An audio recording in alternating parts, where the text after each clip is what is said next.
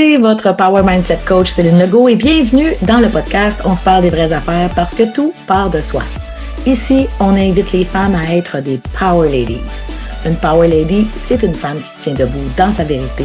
Elle assume son pouvoir personnel, elle a confiance en elle, elle a la mission de donner le meilleur d'elle-même et a le courage de sortir de sa zone de confort pour créer la vie de ses rêves. Let's go! Bienvenue à ce nouvel épisode de podcast et aujourd'hui, c'est un podcast qui s'adresse aux femmes en affaires, aux professionnels ou aux entrepreneurs, travailleurs autonomes. On va parler d'un sujet que j'adore, qui est parfois tabou, délicat, qui peut être même vous amener dans des zones qui sont de résistance ou inconfortables, désagréables même. On va parler d'argent.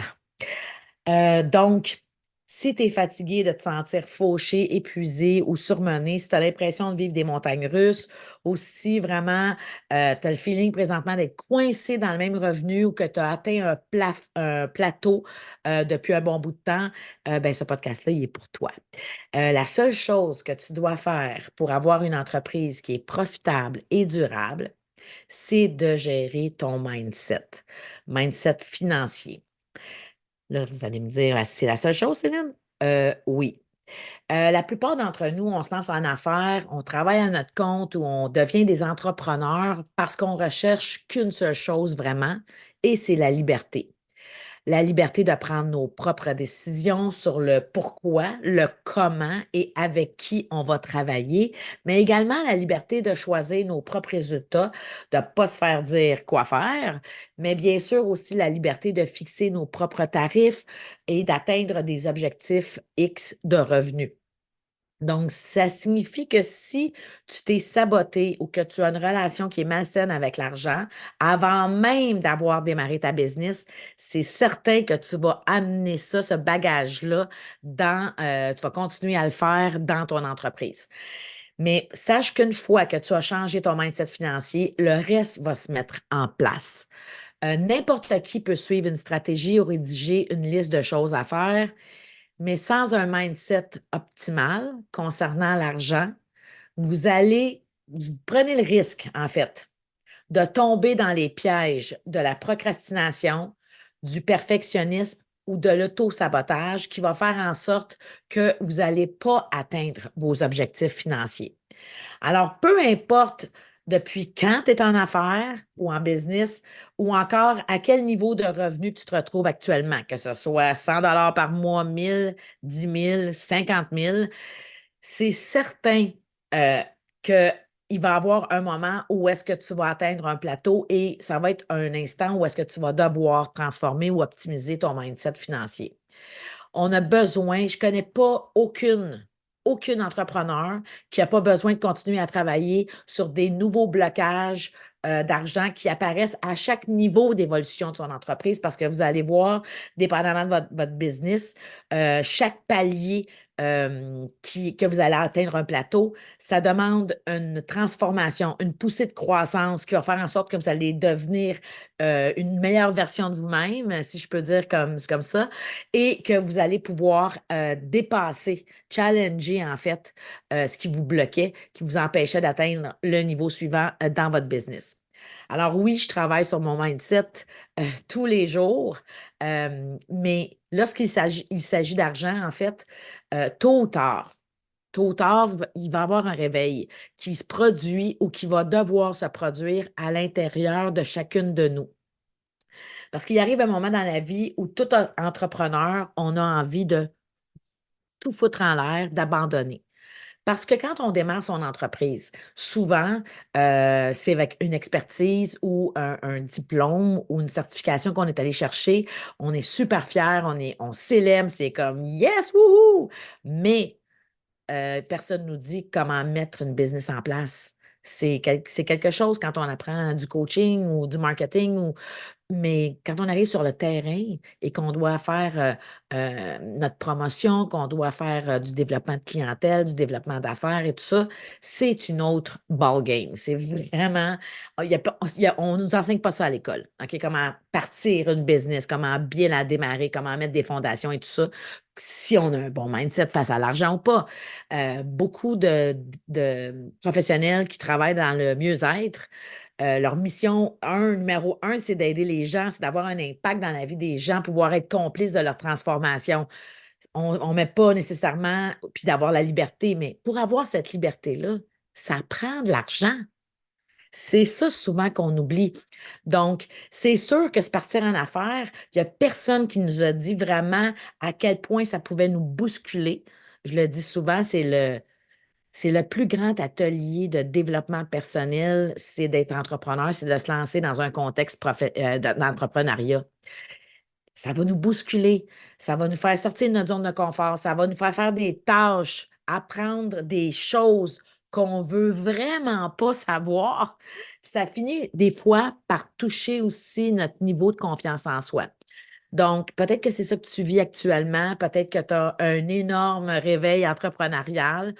Peut-être que tu dois complètement transformer ta vision, ta business, ou peut-être que tu te rends compte aussi que les méthodes de marketing, en tout cas celles que tu as apprises, ne fonctionnent plus. OK? On est vraiment dans une nouvelle ère.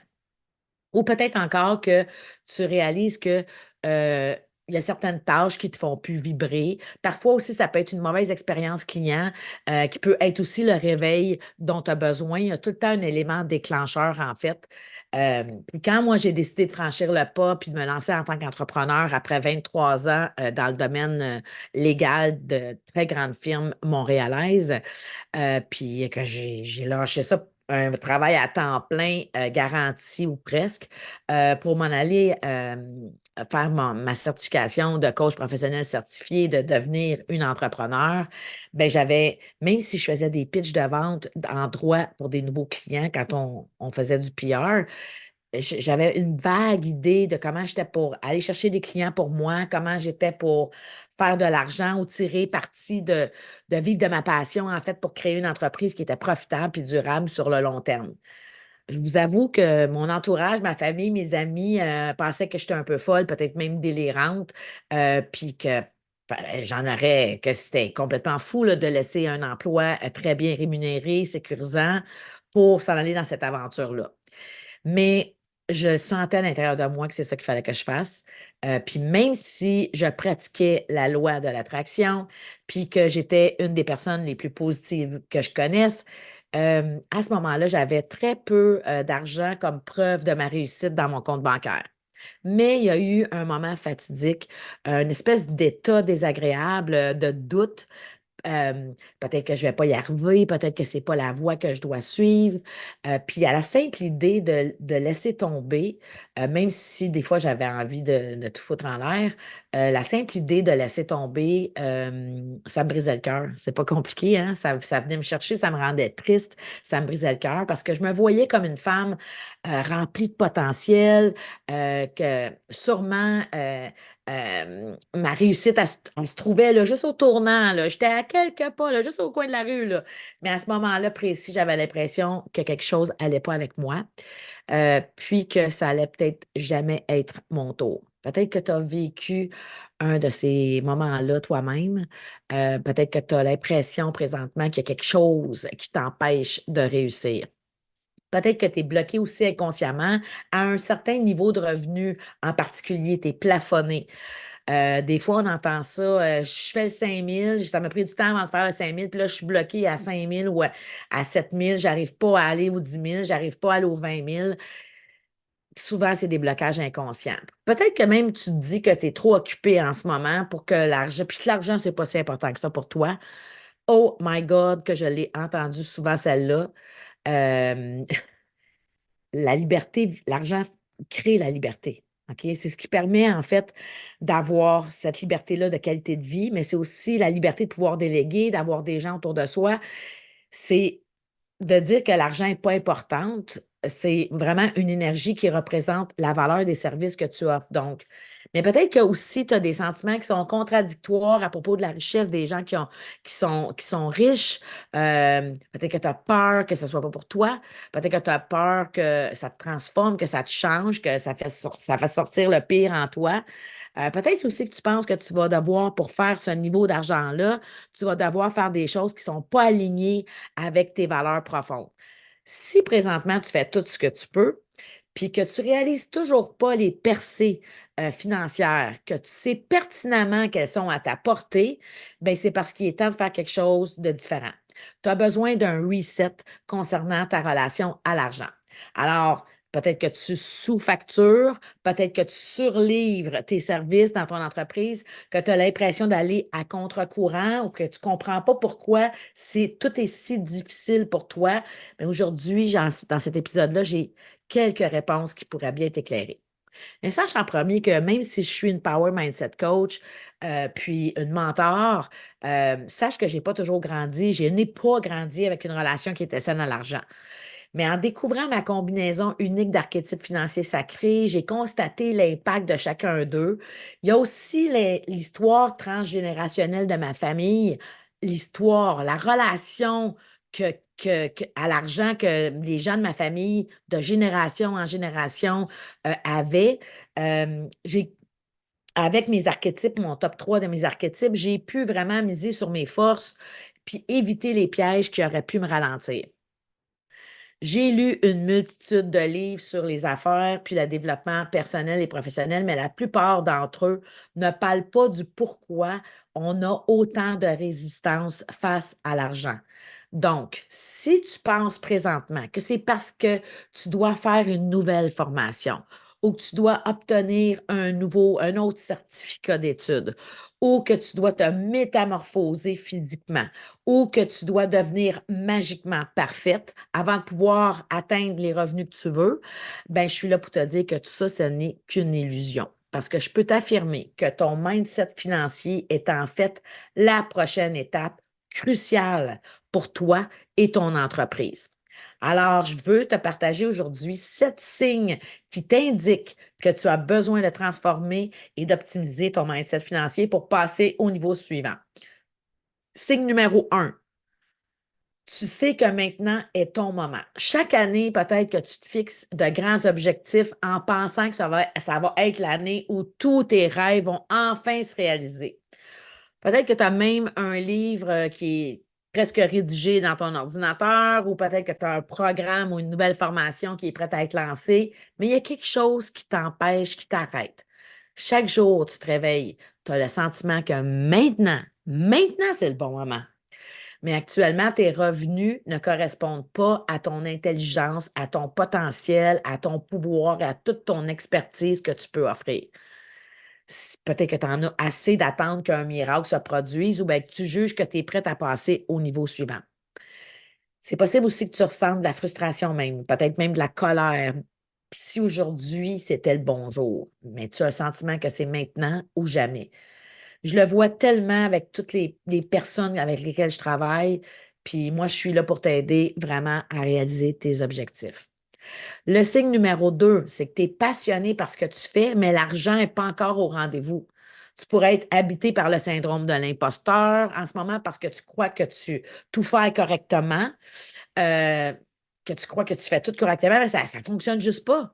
Alors, peut-être que tu as un tableau de rêve, un vision board, que tu as régulièrement à l'œil ton vision board avec tous tes objectifs dessus, puis que tu sais que tu es une personne positive. Tu as probablement aussi lu des livres sur l'abondance, sur la manifestation, le taux vibratoire, l'énergie, tous les livres qui se retrouvent sur l'abondance sous le soleil, mais tu as toujours l'impression qu'il manque une pièce au puzzle.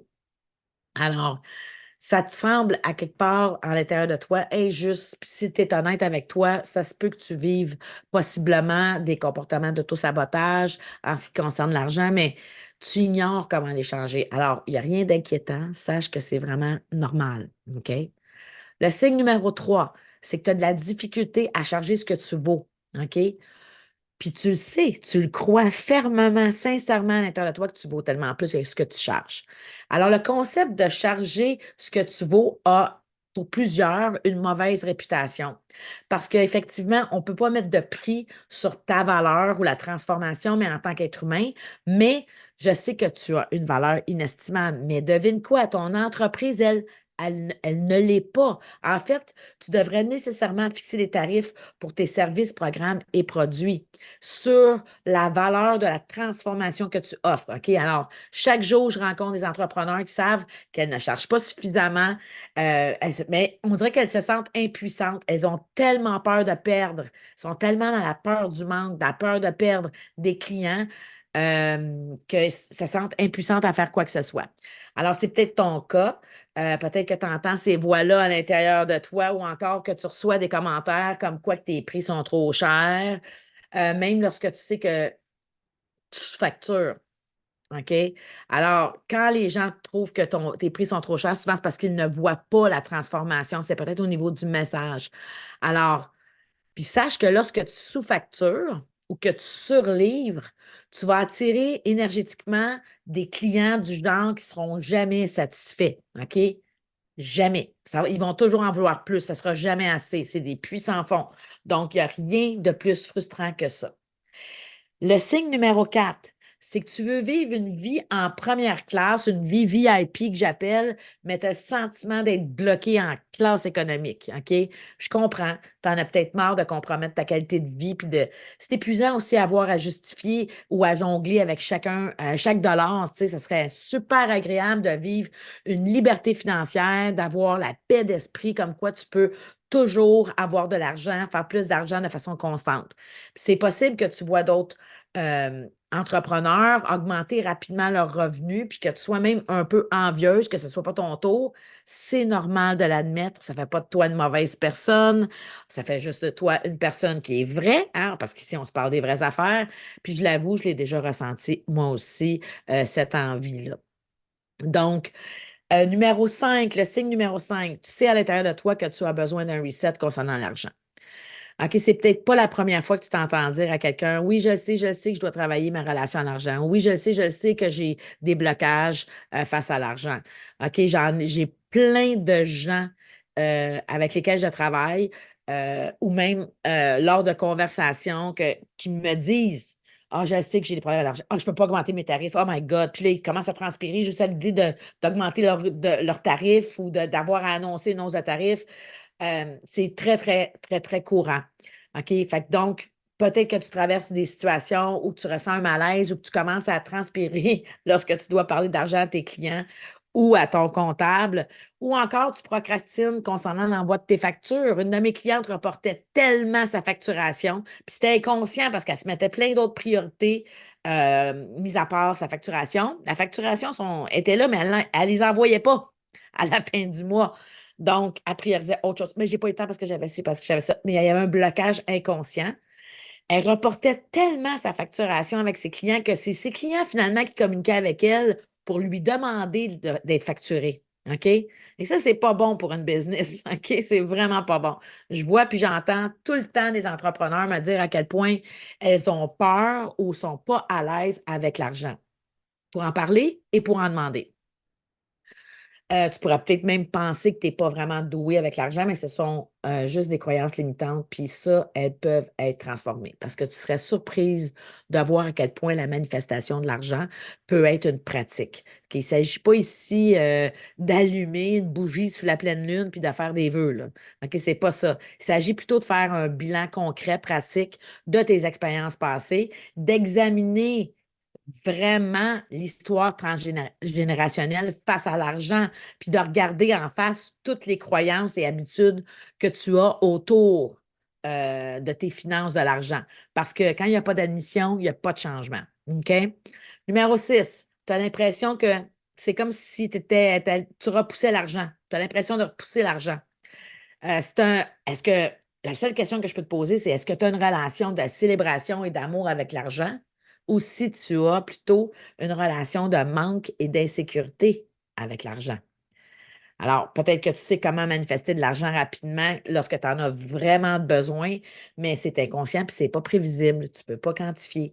Peut-être que ça aussi, ça a un coût personnel important pour toi de toujours être sur le bord du précipice, là, parce que ça crée du stress, ça crée aussi de l'épuisement professionnel. OK? Donc, lorsque tu as un bon mois, tu reçois souvent des factures ou des dépenses inattendues qui effacent tout. OK? Genre, j'ai un petit plus surplus, oups, mon auto brise. J'ai eu ça, oups, il y a ça.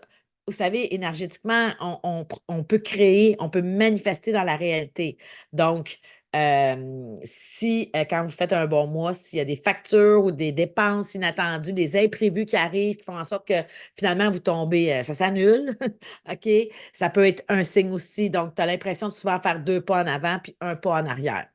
Le signe numéro 7, c'est que tu veux faire plus d'argent, mais tu es habité par la peur. OK? Ça veut dire que peut-être que tu vas être surpris d'apprendre que même les millionnaires ont peur. OK? Faire plus d'argent, ça fait en aucun cas disparaître la peur en soi. Par exemple, tu pourrais avoir peur de ton propre potentiel, de ta peur de réussir. OK? Tu pourrais avoir, parce que ta vision de vie et tes rêves sont tellement grands. Tu pourrais aussi te demander parfois, est-ce que ça voudrait vraiment signifier d'être riche? Est-ce que d'une manière ou d'une autre, ça pourrait se transformer en une expérience négative ou que tu la saboterais de toute façon? Peut-être que tu as peur. J'ai déjà des clients qui m'ont dit, je ne veux pas gagner plus que ça parce que je n'ai pas envie de payer plus de taxes ou d'impôts. OK? Peut-être que tu crains de perdre ta vie privée ou ta sécurité si tu fais plus d'argent, si tu deviens riche. Peut-être que tu t'inquiètes que tes amis et ta famille te voient différemment ou qu'ils en profitent pour te demander constamment de l'argent. Peut-être que tu redoutes simplement que c'est pas pour toi et que c'est négatif. Mais c'est très courant. Alors maintenant, tu peux voir à quel point tout ça est contradictoire, puis ça te retient vers le bas, puis ça t'empêche d'avancer puis de t'élever. En conclusion, ben, je te rappelle les 7 signes. Le signe numéro 1, c'est tu sais que maintenant, c'est ton moment. Le signe numéro 2, c'est que tu es passionné par ce que tu fais, mais l'argent n'est pas encore au rendez-vous. Signe numéro 3, tu as de la difficulté à charger ce que tu vaux. Signe numéro 4, tu veux vivre une vie de première classe, mais tu as le sentiment d'être bloqué en classe économique. Numéro 5, tu sais à l'intérieur de toi que tu as besoin d'un reset concernant l'argent. Tu le sais que tu as cette nuance-là, cette sphère à travailler. Numéro 6, tu as l'impression de repousser parfois l'argent. Le numéro 7, c'est que tu veux faire plus d'argent, mais tu es habité par la peur de qui tu vas devenir, de ce que ça va occasionner autour de toi, du jugement peut-être des autres également.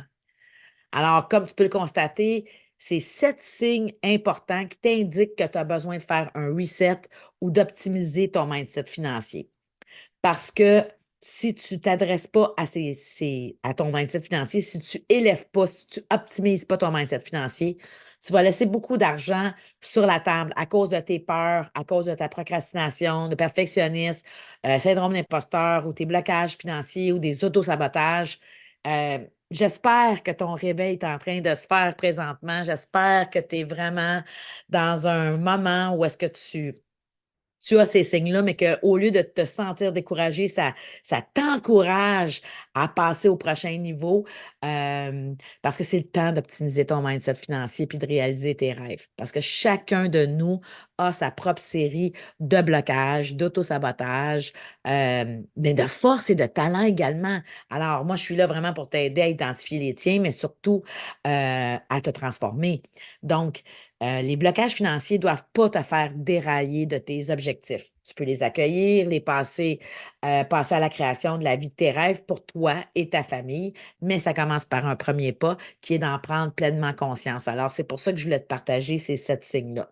Alors, là-dessus, j'espère vraiment que tu vas pouvoir t'en servir pour prendre conscience de où est-ce que tu es rendu au niveau de ta business, au niveau de ton mindset financier. Alors, si toi aussi, tu as envie de découvrir ta combinaison unique d'archétypes financiers sacrés pour pouvoir vivre un alignement béton, vraiment miser sur tes forces, tes dons, tes talents, mais aussi pour éviter les pièges qui pourraient te ralentir, je vais mettre tous les détails dans le descriptif. Alors, merci d'avoir été là. Euh, je vous souhaite une magnifique journée. Jusqu'à le prochain épisode. Merci. Merci d'avoir été là et j'espère sincèrement que tu as été inspiré et vitaminé par cet épisode. Pour ne rien manquer des prochains, abonne-toi au podcast On se parle des vraies affaires parce que tout part de soi. Si tu veux plus de I got the power, je t'invite à visiter CélineLegault.com.